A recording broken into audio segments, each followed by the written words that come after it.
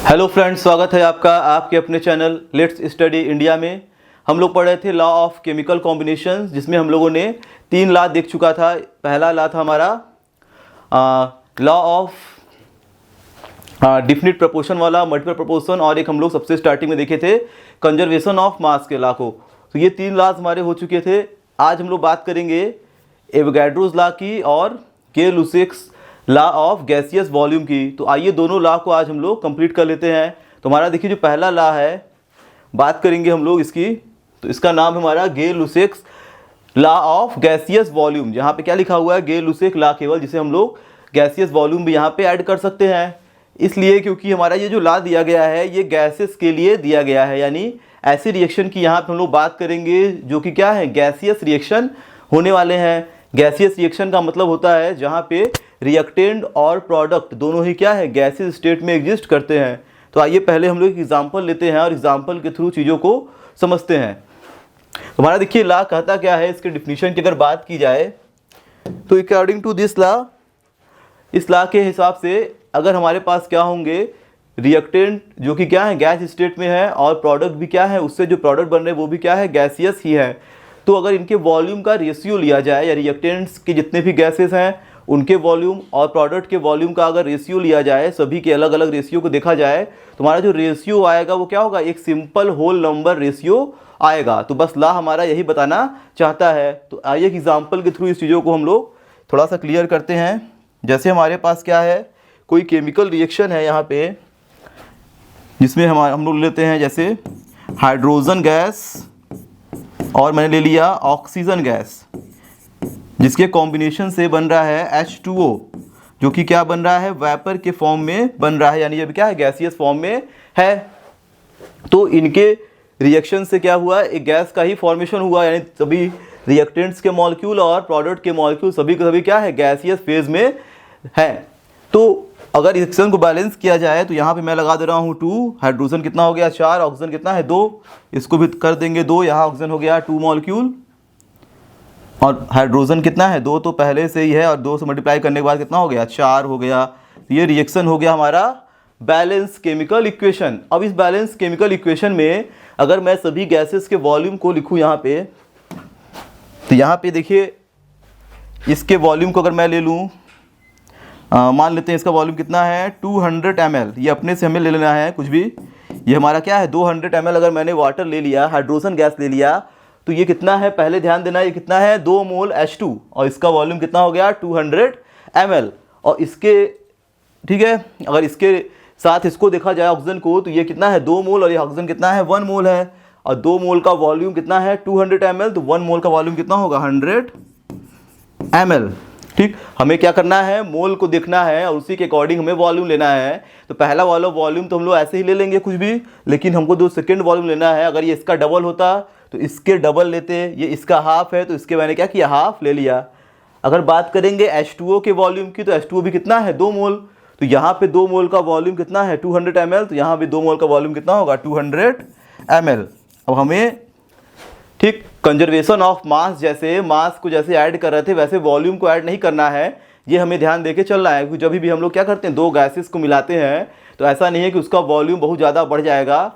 Gases combined होंगे तो एक गैस दूसरे गैस के जो इंटरमॉलिक्यूलर स्पेस है उसमें जाके फिट हो जाते हैं।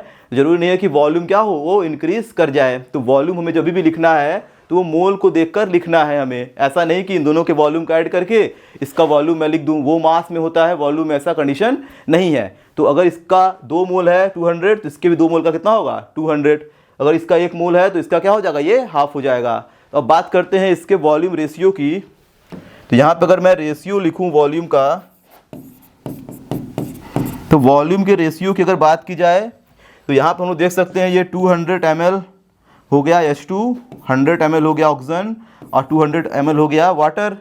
इसको हम लोग क्या करेंगे, 100 से डिवाइड कर देंगे, कितना आ गया 1:2, ठीक, ये कितना आ जाएगा 2:1:1, सॉरी ये कितना आ जाएगा 2:1:2। तो ये क्या है, एक सिंपल रेशियो हमारा आ गया, जिसे हम लोग क्या बोलते हैं, सिंपल होल नंबर रेशियो।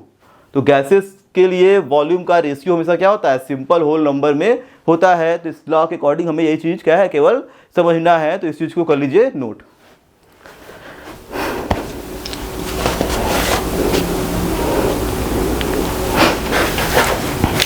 तो ये हमारा हो गया फर्स्ट। अब बात करते हैं नेक्स्ट लॉ की। तो हमारा ये है एवोगाड्रोस लॉ। तो एवोगाड्रोस लॉ देखिए है क्या। तो बात करेंगे एवोगाड्रोस के लॉ की। तो इनके अकॉर्डिंग, ठीक, इनका स्टेटमेंट को आइए एक बार पढ़ लेते हैं। तो देखिए बात की गई है एवोगाड्रोस लॉ में, पहले लिख दिया गया है विच इज द, ठीक है, यहां पे लिखा गया है it state that when the temperature and pressure conditions are same. देखिए यहाँ पे हमारा जो उसके पहले वाला लॉ था वहां भी हमें क्या ध्यान देना है, एक चीज कि टेम्परेचर और प्रेशर इन दोनों का जो कंडीशन है वो क्या होना चाहिए, कांस्टेंट होना चाहिए। तभी वॉल्यूम का रेशियो, ठीक है, एक सिंपल रेशियो में आएगा, क्योंकि हमारा कहीं ना कहीं जो टेम्परेचर और प्रेशर है वो वॉल्यूम से डिपेंडेंट है। टेम्परेचर बढ़ाएंगे वॉल्यूम बढ़ेगा, प्रेशर बढ़ाएंगे वॉल्यूम डिक्रीज करेगा। तो इसीलिए हमें ध्यान क्या देना है, टेम्परेचर और प्रेशर फिक्स रख के तभी हम लोग रिएक्शन में वॉल्यूम के रेशियो को कैलकुलेट करेंगे।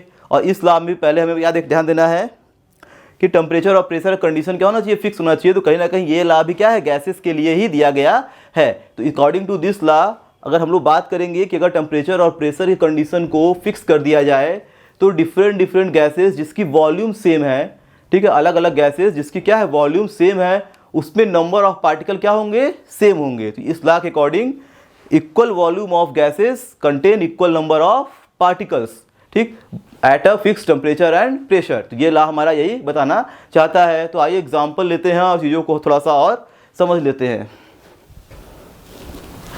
जैसे अगर मैंने ले लिया कुछ गैसेस, जैसे मैंने यहाँ पे ले लिया एक गैस इस कंटेनर के अंदर भरा हुआ है जिसका नाम है Cl2। फिर मैंने ले लिया एक दूसरा गैस जो कि क्या है, सेम वॉल्यूम का ही है, इसका नाम है, मैंने ले लिया हाइड्रोजन गैस।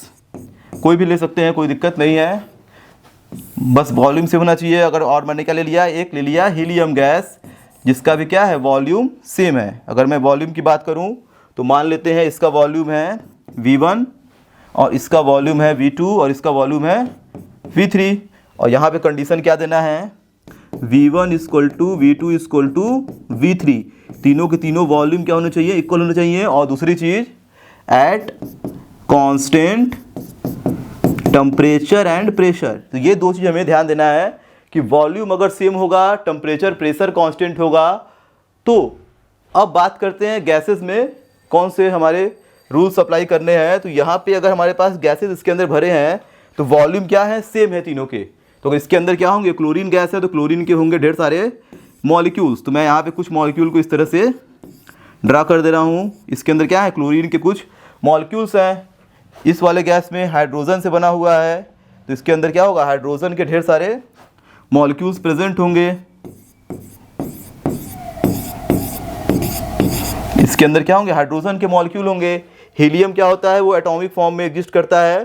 तो हीलियम के अंदर क्या होंगे, हीलियम के एटम होंगे, क्योंकि ये क्या है, एक नोबल गैसेज है।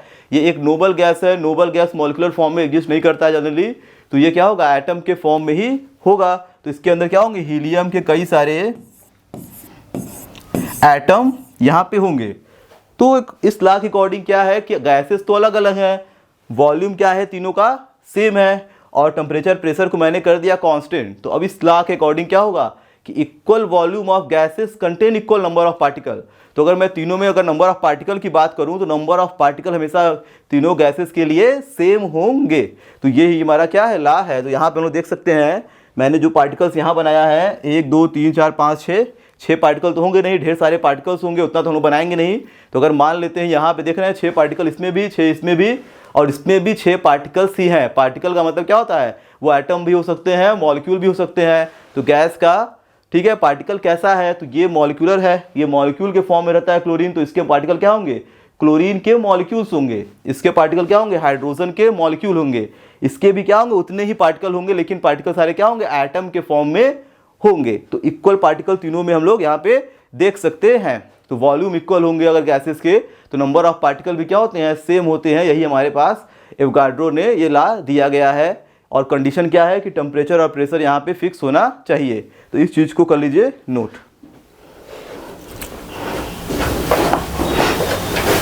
तो ये देखिए हमारे पास 2 लॉ थे, लॉ ऑफ केमिकल कॉम्बिनेशन में, जो कि दोनों के दोनों खत्म हो गए हैं। अब इसके बाद हम लोग बात करेंगे डाल्टन एटॉमिक थ्योरी की। और उसके आगे हम लोग चलेंगे कुछ ऐसे टर्म की ओर जहाँ पे हम लोग कुछ कैलकुलेशंस करेंगे, जहाँ से क्या होता है ज़्यादातर क्वेश्चन इस चैप्टर से पूछे जाते हैं, जो कि क्या है यहाँ तक देखिए जो हमारी चीज़ें जो थी सारी थ्योरेटिकल थी। हम लोगों ने अभी देखिए मैटर के बारे में पढ़ा था। मैटर के बारे में पढ़ने के बाद हम लोग पढ़े हैं लॉ ऑफ केमिकल कॉम्बिनेशन, जिसमें हम लोगों ने 5 लॉ देख लिए। अब उसके बाद हम लोग पढ़ेंगे डाल्टन का एटॉमिक थ्योरी, जो भी क्या है वो भी एक थ्योरेटिकल टॉपिक ही होने वाला है। अब इसके बाद हमारा जो मेन टॉपिक स्टार्ट होगा एटॉमिक नंबर, एटॉमिक मास, ठीक है। एटॉमिक मास और एटॉमिक नंबर को कैसे हम लोग लिखेंगे, एटॉमिक मास हमारा क्या होता है, मॉलिक्यूलर मास क्या होता है, जो कि क्या है इंपॉर्टेंट होने वाला है। तो ये तुम्हारा लॉ ऑफ केमिकल कॉम्बिनेशन। तो इस वीडियो को हम लोग यहीं पे करते हैं अब समाप्त। Thank you.